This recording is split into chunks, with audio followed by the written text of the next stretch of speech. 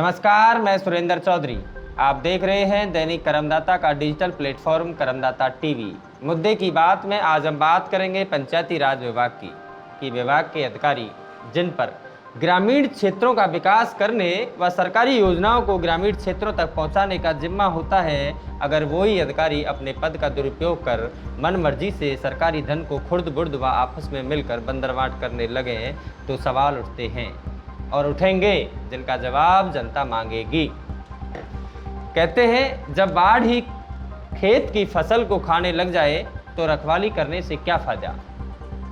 ठीक उसी प्रकार जब विभाग के अधिकारी सरकार की दिशा निर्देशों व कार्य योजना की अवहेलना करते हुए सरकारी योजनाओं के माध्यम से सरकारी धन में डाका डालने लग जाएं और अपनी जेब भरने लगें, फिर उच्च अधिकारी उस भ्रष्ट अधिकारी को बचाने में लग जाएं, तब प्रशासन ही नहीं पूरे तंत्र पर सवाल उठते हैं और उठ भी रहे हैं। जी हाँ, ऐसा ही एक मामला सामने आया है भरतपुर जिले की पंचायत समिति सेवर का। प्रधान महालेखाकार की निरीक्षण रिपोर्ट 4/2018 से 3/2019 की जांच रिपोर्ट को कोट करते हुए उस अधिकारी का नाम भी ले रहा हूं जिसने अपने पद का दुरुपयोग करते हुए भ्रष्टाचार किया। तत्कालीन विकास अधिकारी सेवर और वर्तमान विकास अधिकारी पंचायत समिति डी दीपाली शर्मा का सामने आया है, जिसमें स्वच्छ भारत मिशन योजना के तहत फर्म के साथ साठगांठ कर लाखों रुपए के सरकारी धन को खुर्द-बुर्द किया है एवं भ्रष्टाचार किया है। मामले का खुलासा होने के बावजूद भी जिला परिषद के जिम्मेदार अधिकारियों ने अपने आंख और कान बंद कर लिए और दीपाली शर्मा को बचाने में लग जाते हैं।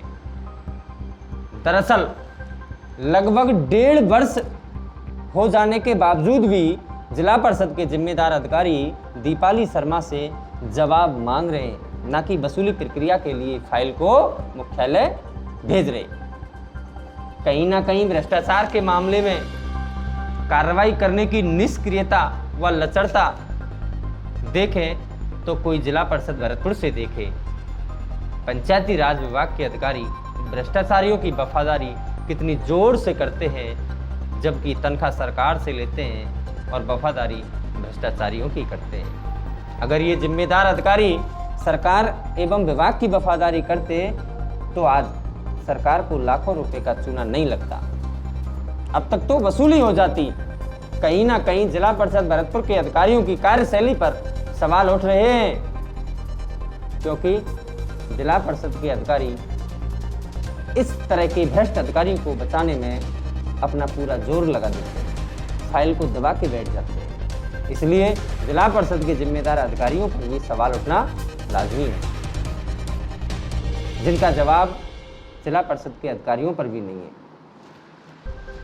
अब आते हैं उस मामले पर जिसमें जिला परिषद के अधिकारियों द्वारा दीपाली शर्मा को बचाने की भरपूर कोशिश की जा रही है। पंचायत समिति सेवर क्षेत्र में स्वच्छ भारत मिशन प्रतियोगिता के तहत बॉल पेंटिंग लेखन कार्य कराया जाना था, जबकि ग्राम पंचायतों में सरकार द्वारा स्वच्छ भारत योजना के तहत हर घर शौचालय हो योजना में हर परिवार के घर शौचालय का निर्माण कराया गया, जिस पर लेखन का कार्य भी होना था। जबकि विभाग के अधिकारियों और कर्मचारियों द्वारा उस लाभार्थी को एप्रिशिएट करते हुए जिसके घर शौचालय का निर्माण हुआ है उसी से ये लेखन कार्य कराना था। ऐसे सरकार के दिशा निर्देश थे। तो तत्कालीन विकास अधिकारी दीपाली शर्मा द्वारा 3 जनवरी 2019 को एक निविदा जारी की जाती है कि पंचायत समिति क्षेत्र में लेखन का कार्य कराया जाना है, जिसकी राशि 9.5 लाख रुपए की थी। तो उस कार्य के लिए तमाम फर्मों ने भाग लिया, लेकिन बजरंग सेल्स कॉरपोरेशन नामक फर्म का चयन कर लिया जाता है। अब पहली बात तो यह है कि इस फर्म की चयन प्रक्रिया ही सवालों के घेरे में है और सवाल उठ भी रहे हैं, क्योंकि फर्म का नाम सेल्स कॉरपोरेशन है, यानी सीधा सा समझा जा सकता है कि फर्म खरीदने और बेचने का काम करती है, ना कि पेंटिंग का। ये एक जांच का बहुत बड़ा बिंदु है जिसकी विभाग को जांच करनी चाहिए थी, लेकिन अभी तक विभाग ने कोई भी जांच नहीं की। फिर भी यदि फर्म का चयन कर भी लिया गया तो काम भी नियमानुसार कराना चाहिए था, लेकिन नियमों की अवहेलना करते हुए फर्म से नियम अनुसार काम नहीं कराया और इस फर्म को 9.5 लाख रुपए का वर्क ऑर्डर जारी कर दिया जाता है। अब सवाल उठता है कि जब फर्म के पास वर्क ऑर्डर 9.5 लाख रुपए का है तो फर्म ने 55 लाख रुपए का काम क्यों किया? जब वर्क ऑर्डर ही 9.5 लाख रुपए का है तो फर्म ने 55 लाख रुपए का काम क्यों किया, जो कि जांच का विषय है, जिसकी जांच विभाग ने आज तक नहीं की। अब सवाल नंबर 2, जब पंचायत समिति ने फर्म को वर्क ऑर्डर 9.5 लाख रुपए का जारी किया था तो 55 लाख रुपए का काम क्यों कराया और 9.5 लाख रुपए के वर्क ऑर्डर पर लगभग 25 लाख रुपए का भुगतान किस आधार पर किया, जिसकी जांच करनी चाहिए थी, लेकिन जिला परिषद के जिम्मेदार और निष्क्रिय अधिकारियों ने इस संबंध में कोई भी जांच नहीं की।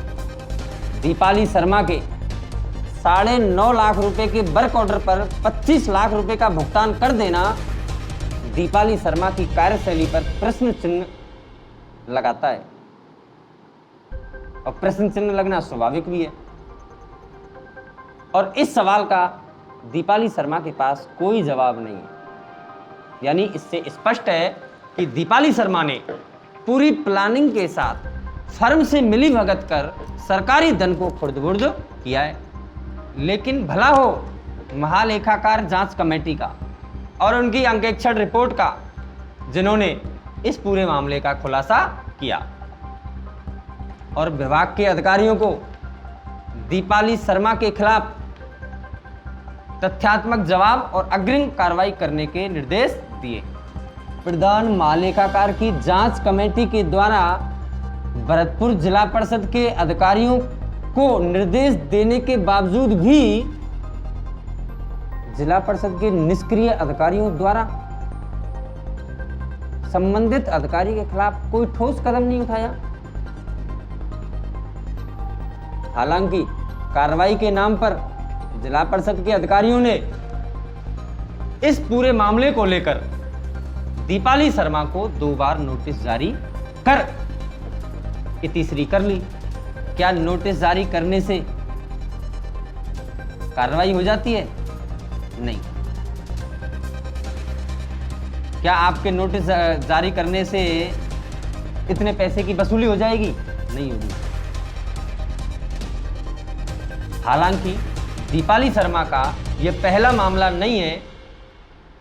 दीपाली शर्मा अपनी कार्यशैली की वजह से पंचायत समिति डीग और पंचायत समिति कुम्हेर में भी चर्चा में है, क्योंकि सरकार की योजनाओं का अपनी मनमर्जी से नाम बदल देना, विभाग की कार्य योजना में कोई कार्य नहीं होना और दीपाली शर्मा द्वारा उस कार्य की स्वीकृति जारी कर देना, ये इनके लिए आम बात है। सुनने में आया है कि भरतपुर के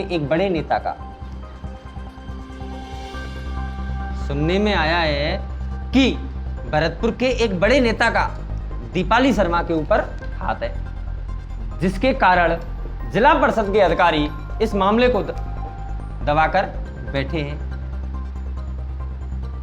और मामला नोटिसों में ही अटका पड़ा है और सरकार को लाखों रुपए का चूना लगा हुआ है, जिसकी वसूली अभी तक नहीं हुई है, जिसकी वजह से जिला परिषद के अधिकारियों की कार्यशैली पर सवाल तो खड़े हो ही रहे हैं, लेकिन इतनी लचर कार्य व्यवस्था के कारण